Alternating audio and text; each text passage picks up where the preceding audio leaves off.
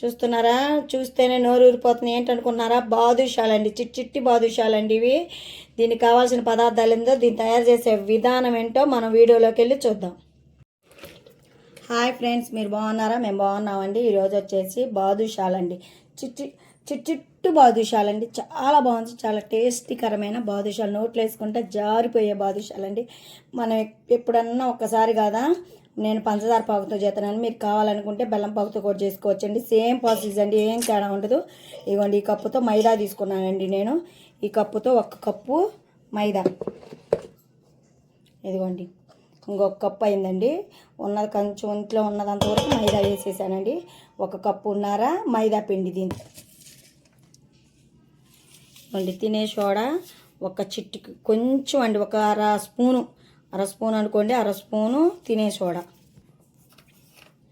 ఇదిగోండి ఒక పావు స్పూను సాల్ట్ 2 వేసామండి. ఈ 2 బాగా మిక్స్ అయ్యేటట్టుగా ఫస్ట్ మనం కలుపుకోవాలి. మనం కలిపేసుకున్నాం కదా, ఇప్పుడు పెరుగండి. పెరుగు పొల్లడి తీసుకోవద్దండి. నేను 3 స్పూన్లు, ఇదిగోండి పెరుగు 3 స్పూన్లు వేస్తున్నా. పెరుగు ఎప్పుడు ఫ్రెష్ పెరుగు వేసుకోవాలండి, పుల్లటి పెరుగు వేసుకోకూడదు.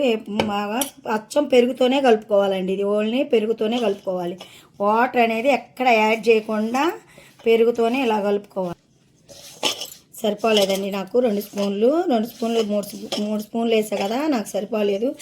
కావాలంటే వేసుకొని కలుపుకుంటే అచ్చం పెరుగుతోనే వేసుకొని కలుపుకోవచ్చండి. మళ్ళీ ఒక 2 స్పూన్లు వేసాను. ఇది కరెక్ట్గా సరిపోయిద్దండి. 5 స్పూన్లు పట్టింది నాకు. 5 స్పూన్ల పెరుగు పట్టింది. చూడండి, ఇలా కలుపుకోవాలండి. ముద్ద వచ్చేసి ఇలా కలుపుకోవాలి. ఇట్లా ఇట్లా మెత్తగా ఉండాలండి ముద్ద వచ్చి. చేతితో ఇలా అంటే ఫ్రెష్ చేస్తే మెత్తగా ఉండాలి ముద్ద.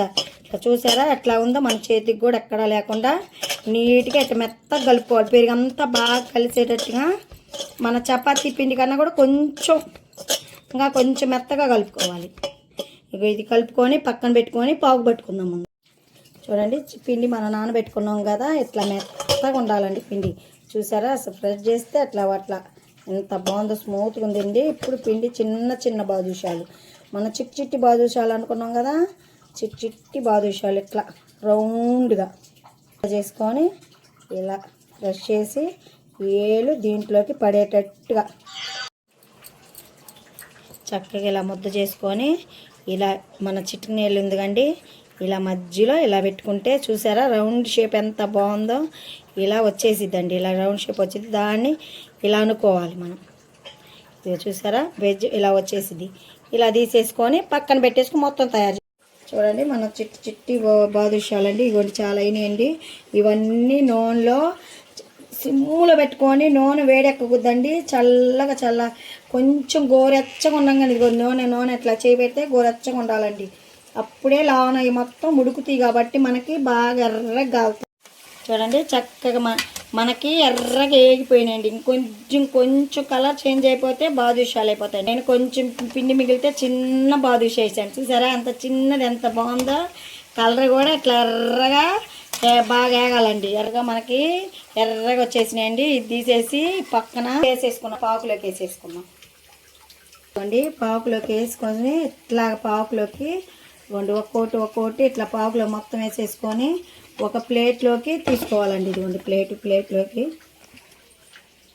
చక్కగా మనకి బాదుషాలు రెడీ అయిపోయినాయండి. కాలిపోతుంది, వేడి బాదుషాలండి. నోట్లో వేసుకుంటే మనకి కరిగిపోయే బాదుషాలు, చిట్టి బాదుషాలండి.